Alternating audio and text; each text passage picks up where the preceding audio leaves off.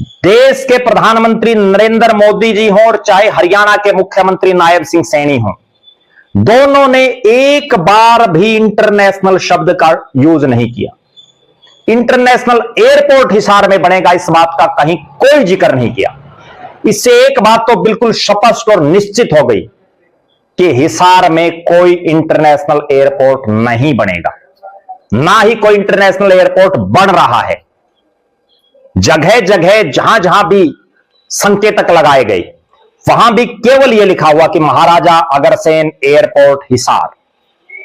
यानी यह बिल्कुल निश्चित हो गया है कि हिसार में कोई इंटरनेशनल एयरपोर्ट नहीं बन रहा।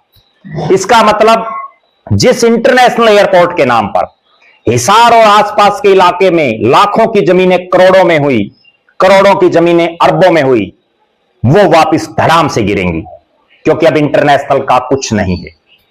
जब देश के सबसे बड़े नेता जो सरकार चला रहे हैं, उन्होंने एक बार भी यह नहीं कहा कि हिसार में इंटरनेशनल एयरपोर्ट बन रहा है।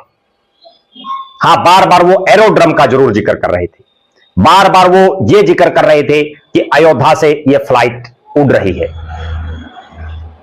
लेकिन कहीं भी इंटरनेशनल शब्द का यूज नहीं। और गजब बात, हरियाणा प्रदेश के मुख्यमंत्री ने देश के प्रधानमंत्री से यह डिमांड भी नहीं की कि हिसार का जो ये एयरपोर्ट है इसको इंटरनेशनल बनाया जाए।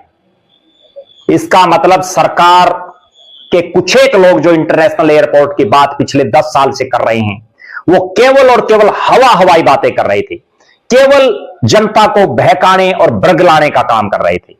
इंटरनेशनल के नाम पर कुछ नहीं है हिसार में, केवल और केवल ये एयरपोर्ट महाराजा अग्रसेन एयरपोर्ट हिसार बना है।